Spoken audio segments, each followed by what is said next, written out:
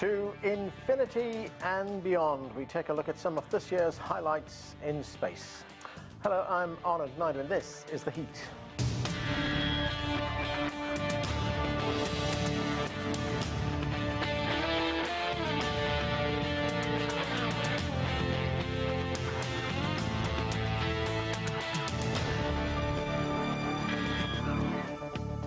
China has made strides in exploring space in recent years, sending astronauts to its own space station and making history, bringing back rocks from the far side of the moon.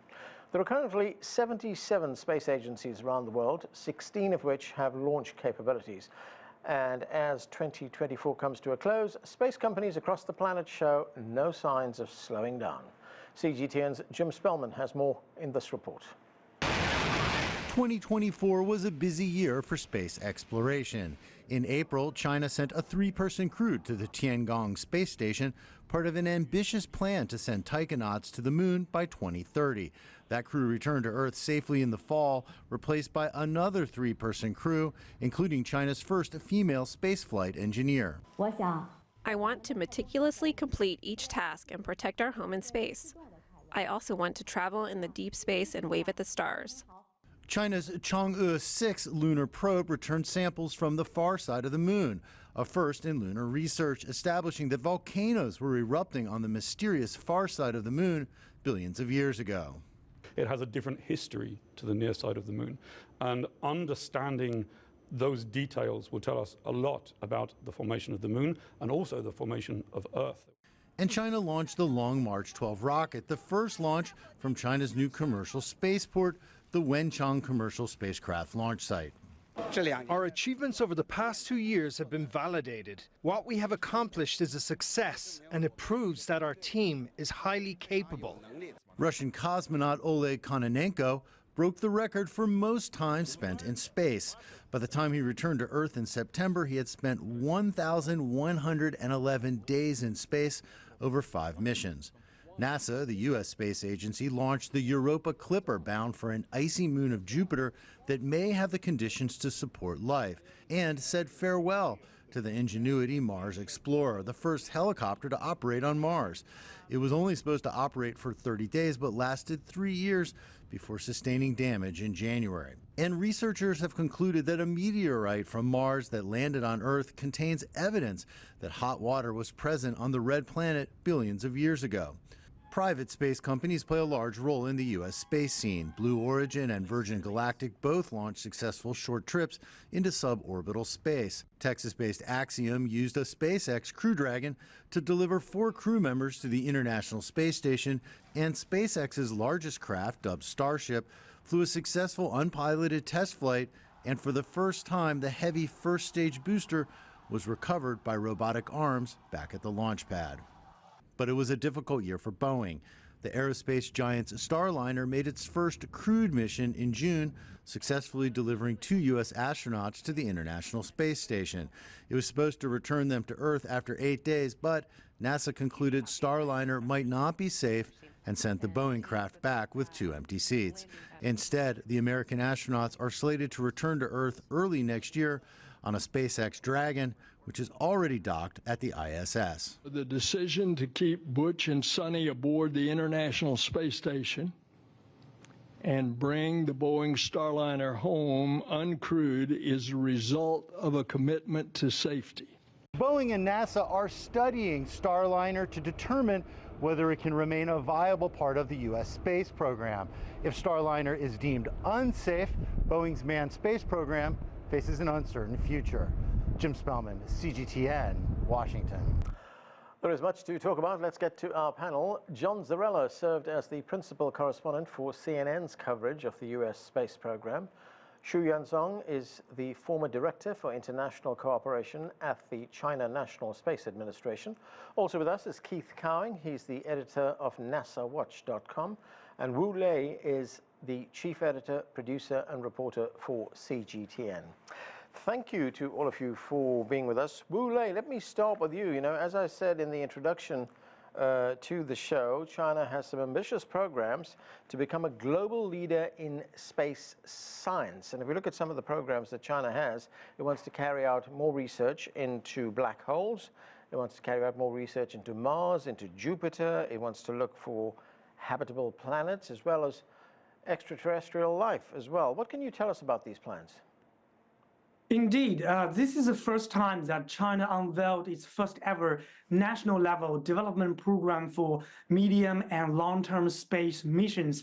And these missions will include and guide the country's planning for the space science missions from 2024 to 2050, and including the manned lunar mission around 2030. And in the first place, because I want to mention that this is the first time that China Manned Space Agency, China National Space Agency, and also China's Academy of Sciences, these three units come together to guide this national level development plan. And in the first phase leading up to 2027, China will focus on the space station operation, which includes that every year 2 groups of astronauts will go to Tiangong space station. They will focus on the manned missions on the Tiangong space station, and also the 4th phase of China's lunar exploration programs, as well as planetary exploration project. 5 to 8 space science satellite missions will be approved during this period. And also the second phase will focus on the International Lunar Research Station, which is initiated by China, and also China will work closely with global partners. They're trying to build an International Lunar Research Station on the south pole of the moon, and it will be a mega project for the lunar exploration. And also for the 3rd phase, from 2036 to 2050, China will also launch over 30 space science missions focusing on habitable planets, dark matter, and also other missions. Right, quite a lot going on there. Let's go to Florida to John Zarrella. John, great to see you. It's been some time. What do you make of these Chinese scientific research plans? Well, I think what is interesting is that we keep saying that there's no space race between China and the U.S. to get to the moon. But in fact, there pretty clearly is. In fact, very recently, just within the last couple of days, I ran into an acquaintance of mine who works for NASA, and the first thing he said to me was, and this was not solicited, was, we're going to the moon, and we're going to get there before China gets there. So clearly there is, within the space agency, NASA anyway, the thrust is get to the moon, perhaps 2027-ish. That's their plan now. But what's very interesting is the new administration comes into office in January. A new administrator for NASA is likely to be Jared Isaacman. He is a multi-billionaire who has flown twice in space. He is not part of the old NASA culture. So it will be very interesting to see what he does to change things up on the NASA side. Does that mean that NASA's Artemis program could go away? Probably not. But there is a lot of uncertainty right now on what direction the Artemis moon program will be taken in under a new administrator who absolutely has no ties to the old ways that NASA did business. So again, finally, clearly there is a race to get to the moon, and it's on. John, before we move on, just to put this in context, I mean, you talk about these lunar missions. Why is it so important to get to the moon? The lunar missions are critical because of the simple fact that they are building blocks. If you want to go to Mars, there was a feeling a while back that you could go directly to Mars. In fact, Elon Musk and SpaceX, he believes with his massive rocket that he's been testing in Texas, the Starship, that he could go directly to Mars. That's his plan. But in order to sustain a base on Mars, you've got to check out the technologies closer to home, a place like the moon, where if something goes wrong, you can still get back to Earth within 5 days. So critical to test technologies that will ultimately be used on Mars a lot closer to home. Yansong, great to see you as well. Let's talk about China's Chang'e 6 mission. It brought back these basalt rock samples from which they also revealed that there were volcanic events on the moon's surface dating back millions of years. Here in the United States, a volcanologist called Christopher Hamilton at the University of Arizona, he talked about this, and he talked about the significance of that discovery by the Chinese mission. Let's listen to some of what he had to say. Why would anybody necessarily care that you have volcanism occurring? Well, one of the most valuable resources on the moon is actually water. And a big question is where that water comes from. And so one possibility is the water could come from comets, and those comets might deposit water into very, very cold locations that are permanently shadowed. But it also could come from large volcanic eruptions that are potentially putting water and other gases into a transient atmosphere.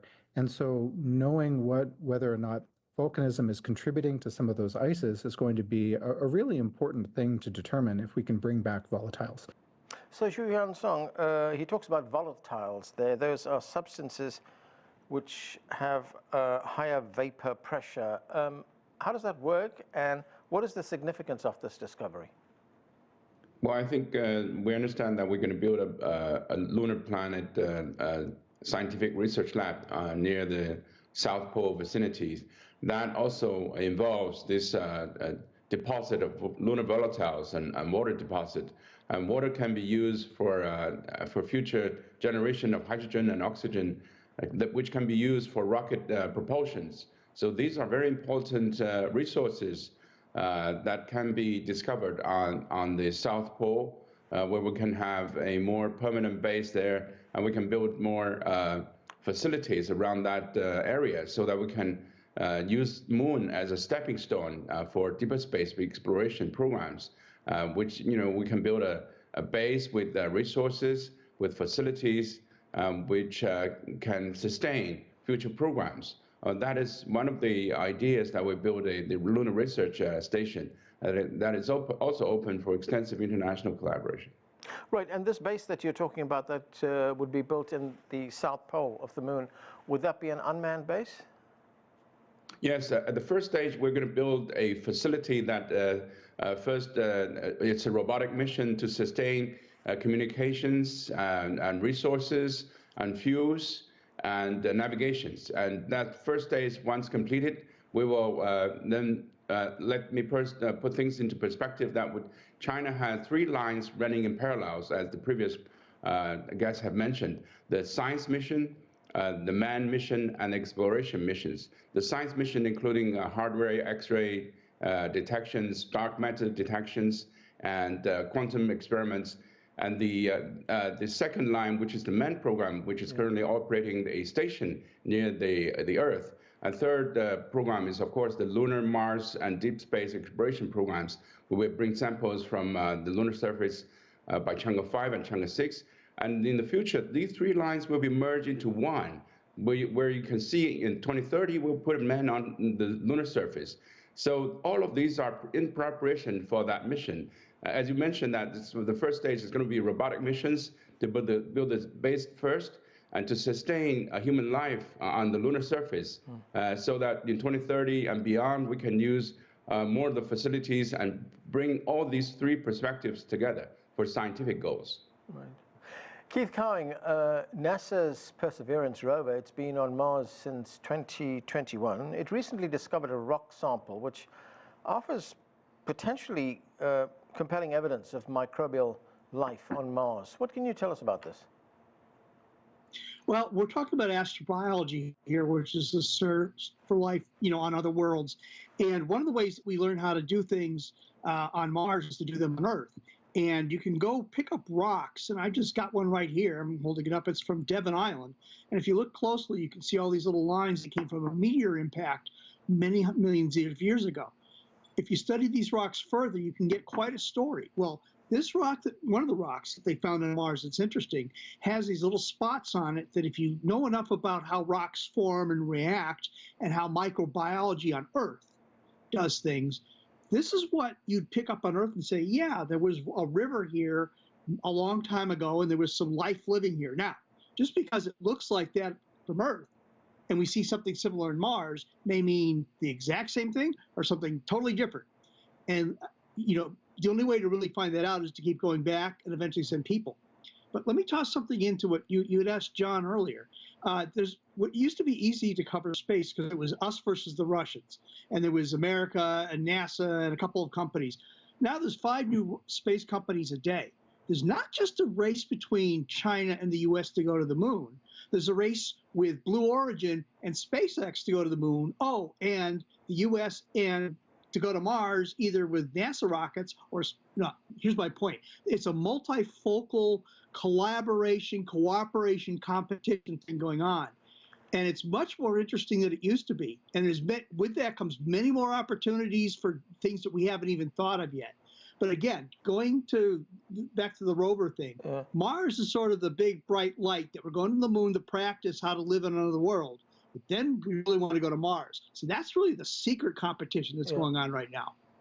And Keith, you know, there's this search for life on other planets all the time. I mean, there was a study done by Australia's Curtin University which revealed that there may have been direct evidence of hot water activity on the planet, that's Mars, that we're talking about. What does this tell us? Is it an indication that there could have been life on Mars at one time? What does it tell us about future life? Well, you know, it's interesting. One of the places I've gone to on research missions is Devon Island up near the North Pole in Canada. And it's dry and desolate, and there's a crater there, and we say it's a lot like Earth on Mars or Mars on Earth. Well, I can walk around and breathe. Okay, so it's not Mars. It's something kind of like Mars. But again, to the thing I mentioned before where you pick up a rock, this rock got blasted off the surface of Mars millions of years ago, found its way to Earth. And when you study it, the mineralization in there only happens at a high temperature in water. So if it came from Mars, it didn't come from Earth. And it's a rock, so it didn't just form. It's been that way for a long time. You got to conclude that there was hot water at some point on Mars. And if you've got hot water, you've got the great possibility of life. So again, we're getting closer to having proof that it might have happened, but we got to go there with more sophisticated instruments and eventually people to prove that there was something there.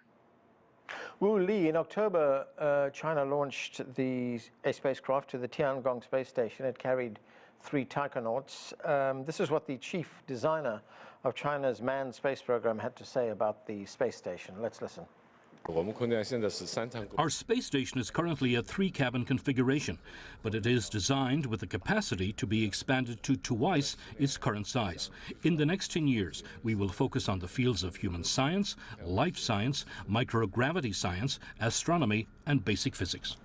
So Wu Lei, what can you tell us about China's space exploration program? Especially talking about this Tiangong space station and the human space flights missions in the future, I think China has a very clear goal about this Tiangong station. As Mr. Zhou Jianping has just mentioned, China will expand the Tiangong space station in the next few years because now it's mainly for the purpose of scientific exploration and also because it's a national space lab. Every company has a very interesting, experiment they can send to the Tiangong space station, and also China is open to global collaboration for the space science experiments and also astronauts, because nowadays many countries have already applied to send the astronauts to Tiangong space station, and China is open to welcome these foreign astronauts and also engineers. So the Tiangong space station will serve as a national key lab for these experiments and also global collaboration.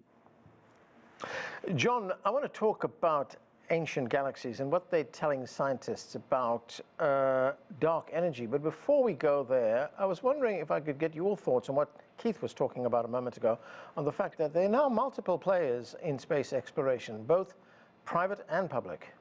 Oh, yeah, Keith is absolutely correct.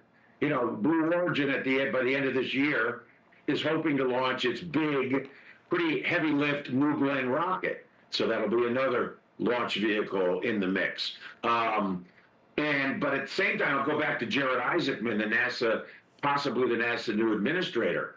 You know, he has in the past expressed concern because Blue Origin has been tasked to build a second lunar lander that would be competing, or not competing, but be used down the road, while Elon Musk and SpaceX are building a lunar lander for the first 2-3 missions. And the point being that Isaacman has been quoted as saying, that's kind of a waste of money, it's redundant. So we're really going to see what his priorities are, how he's going to reshape NASA. And when I talked about the SLS rocket and the Artemis program, at $2 billion a launch, every time they launch their moon rocket, that's a lot of money. And NASA's Inspector General's office has already come out and said it's unsustainable. So we really have to watch where NASA goes in the near future very closely as the new administration comes in and the new NASA administrator comes in. Right, and John, getting back to what I was talking about earlier on, what can you tell us about dark energy? I mean, these ancient galaxies, they're giving scientists more information. It's not what they initially thought, is it? No, it's not. In fact, this is one of those things that will make your head explode because nobody really understands it. Nobody. The fact is that dark energy is believed to make up, it's a force, and it's believed to make up about 70% of the universe. And what this force does is it forces the universe to expand at a constant rate, or what they believed, these scientists, was a constant rate.